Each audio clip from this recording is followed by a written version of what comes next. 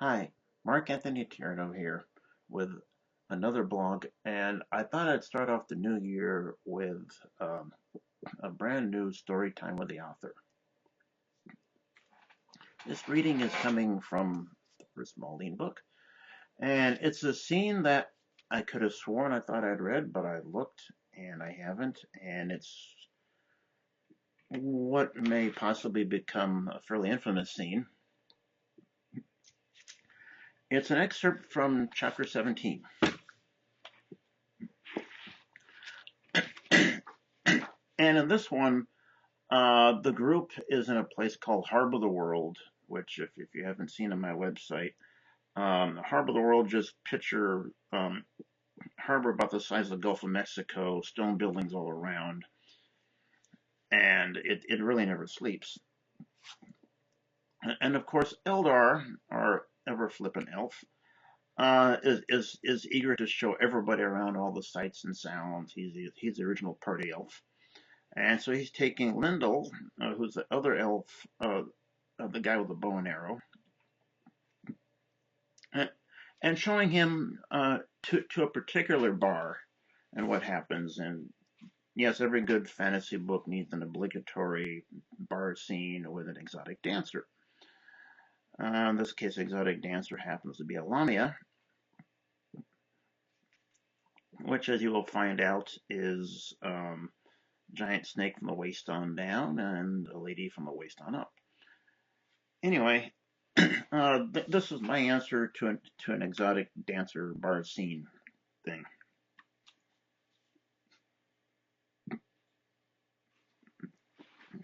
They shouldered their way through the crowded double doorway and on into the building. Eldar and Lindel walked past several crowded oak tables and into the wide central area. Off to the right-hand side of the large room was the bar, its 50-foot length covering that entire wall. Far at the opposite end of the room stood a large semicircular stage, rising up more than several feet above the floor, its rear end flat up against the wall, the circular steps ringing around the stage, easing their way down to the floor.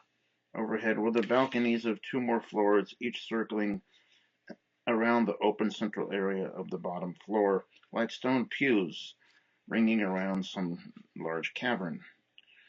The large stage, while some distance away, was almost level with the second floor balconies. People of all types sat around the table, stood by the bar, and walked around the place. Barmaids, mostly human, walked through the crowds, carrying their trays of varied drinks and taking orders, all the while handling the more rowdy patrons. Voices and conversations bubbled up from all around, the smell of ale and beer coming up from everywhere. Eldar and Lindel were walking through the crowds. There's a bar on every floor, Eldar was saying. The tables on the bottom floor are the most expensive. The top balcony is the cheapest. You have to pay just to sit at a table? Lindel asked as he looked around. Why don't we just get a table on the top floor? Oh, trust me, Eldar said. You want the ground floor close to the stage. Eldar waved to a passing barmaid not presently involved with a tray of drinks. She came over as they were talking.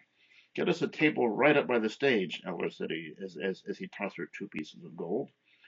The barmaid was scantily dressed, being in just a short-cut dress and a top that fit rather tightly over her breasts. She pocketed the gold, then led them over towards the stage. As they passed through the crowds, Lindel glanced around them. He saw that the lighting came from a series of small round glass globes, each just inches across, floating several feet above the ground, spaced irregularly all around the tavern and its balconies, always shining forth a mellow light, none of them ever going out. No doubt from magic, thought Lindel. The stone walls were adorned with occasional painted wall carving, pictures showing females of all manner of races in various borderline obscene positions, as if trying to entice the onlooker to join in. The occasional trailer of smoke trickled upwards as 1 or 2 people enjoyed their own particular brand of smoke. The whole building was made of stone and seemed to emanate an age older than some civilizations, a tradition that was passed down through several hundred long rells. The barmaid finally seated them over at a table right by the bottom of the circular steps, near the front of the stage. She brushed some stray dirt off the table with a rag as they pulled up their chairs. Get us 2 ales, Eldar told her as they sat down. As the barmaid walked away, Lindel's eyes followed her retreating form. Okay, I'll admit, Lindel smiled. I make no claim to chastity, and there are a few sights here worth the time. That's nothing, Eldar said back. Wait until the show starts. Show? Yeah, Eldar grinned. Why do you think these seats are so expensive? I was wondering, Lindel responded. They sat back, looking at all the varieties of people and creatures around them.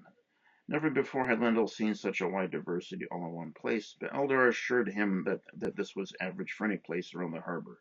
The center of culture, Eldar had called the harbor the world. Of course, Lindel knew what Eldar's idea of culture meant.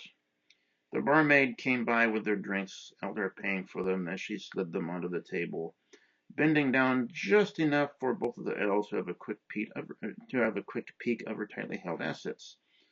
Okay, Lindel thought. So he had to agree with him on this one. Nature can come in other forms around here. As he watched her leave, the tavern began to darken, the lights from all the light globes to gradually mute and dim simultaneously. A magic unknown to him, but one that no doubt Sabu would have a ready explanation for. This is it, Eldar slapped his companion on the shoulder. The show's about to start. Indeed, the noise in the large tavern seemed to quiet down a bit, as everyone else realized the same fact. People stopped grabbing at the passing barmaids as the lights lowered to a dim twilight. Soon, only the occasional clink of drinking mugs disturbed the dimness. Suddenly, a small circle of blue light appeared on the floor of the stage. More magic, thought Lindel. The light expanded until it was wide enough around to encompass a large man.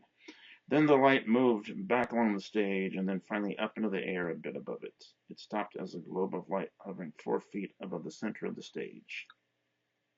The light then got brighter, a blue beacon sending its wishes across the large room. The light began to pulse, slowly at first, but then more rapidly. As it did so, music seemed to emanate from the globe of light itself.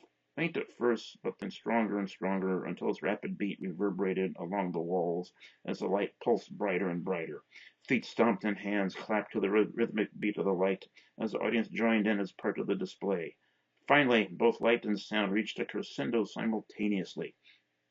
Light and sound exploded in a spray of pyrotechnics and rapid melody, leaving nothing in its place but silence and a single figure standing in the middle of the stage. The feet stomping and hand clapping stopped as rapidly as the light, as eager eyes strained forward. A dim blue glow seemed to surround or emanate from the figure, encasing it in an aura of light. It looked to be female, close to 6 feet tall, standing there, head bowed down, arms crossed in front of her. Silence dropped over the room like a rock. Then she brought up her head, tossing it slowly back as if it were being pulled puppet-like by a string from behind. As she did so, she slowly drew her arms back as if trying to raise her chest up to the sky. It was then that Lindel noticed 2 things. The first was the apparent reason for the eager eyes, for she wore nothing from the waist on up, the blue glow reflecting an odd sheen off of her tender white skin and firm chest. Her skin looked to be as smooth as milk, running like liquid up and down her body in the blue light. She began to swirl her body back and forth in a slow, smooth rhythm. Then Lindel noticed the other thing about her. From the waist on up, she wasn't human. Where legs should be was instead a long, thick, snake-like body, starting as green scales just below her belly button, thickening around snake-like hips, and down into a snake body as thicker out as her torso, gradually narrowing down towards where feet would have been, as it finally coiled around into a small circle beneath her, its final end being like a scaled-tailed note thicker than one's finger. She swiveled back and forth on the end of her tail, her entire body moving as a single organ, arms now reaching up over her head, clawed fingers moving with the rhythm. New strains of music now seemed to emanate from around her, expanding throughout the entire building. Stronger and stronger her movements became, her eyes now facing upwards as if in some sort of trance. As she moved, the music seemed to move with her. The stronger her movements became, the stronger and more pronounced the music became. As her rhythm increased, so did that of the music. She and the music were both one, two manifestations of the same entity. Suddenly she whipped around like a large spinning top, twice around, whirling on the end of her body tail, the blue light following her as it danced off her skin. She stopped abruptly towards the front of the stage. Rearing up higher in her tail, she faced out towards the audience, stern but seductive look in her face, a pair of fangs now protruding from the corners of her mouth. Pointed ears showed through her deep black hair as blue eyes looked down like a seductress that wasn't afraid of taking what she wanted, no matter the consequences. She then began to weave back and forth on her tail, blue glow flowing with her, reflecting off the contrast of her deep green scales and smooth white skin, arms reaching invitingly out in front of her. She danced now like a nymph in heat, spinning around on her tail, rolling and slithering across the stage, performing feats of acrobatics on her tail that most dancers would be hard pressed to do with 2 feet, yet all the while seeming to keep her eyes focused on each person in the audience, as if only that person were there to watch her dance. Everyone was entranced. She uncoiled the lower part of her tail now, wrapping up around her body as if it were some beast come to take her. Around her waist she coiled herself up towards her bare chest. The thin end of her tail finally found a home between her breasts, wiggling slowly back and forth like some long finger massaging the hills of her chest. She weaved lightly back and forth, eyes rolling back in her head as if in some orgasmic convulsion. The music beat faster, seeming to gain with it the rhythm of all watching.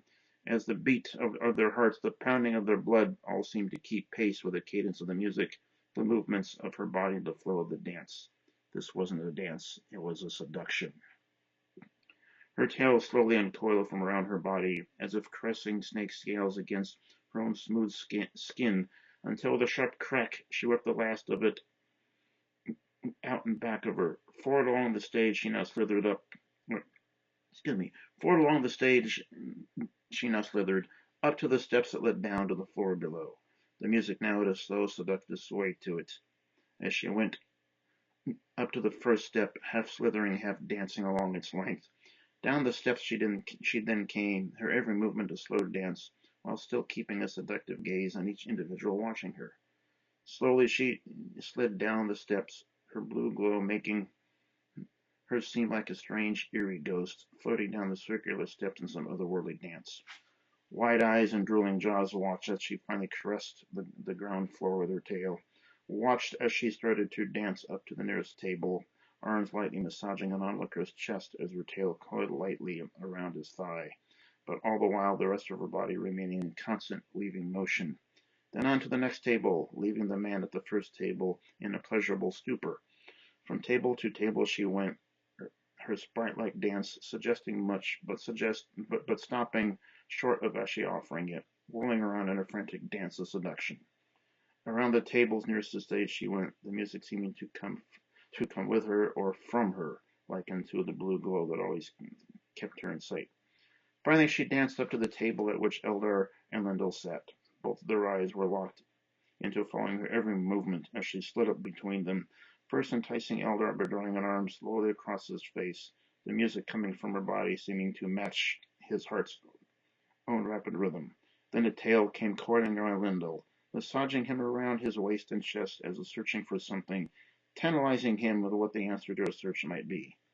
Lindel watched unmoving as the closeness of her breast seemed to reach out towards his face and then, too soon, draw away as she uncoiled from him and danced out away from their table.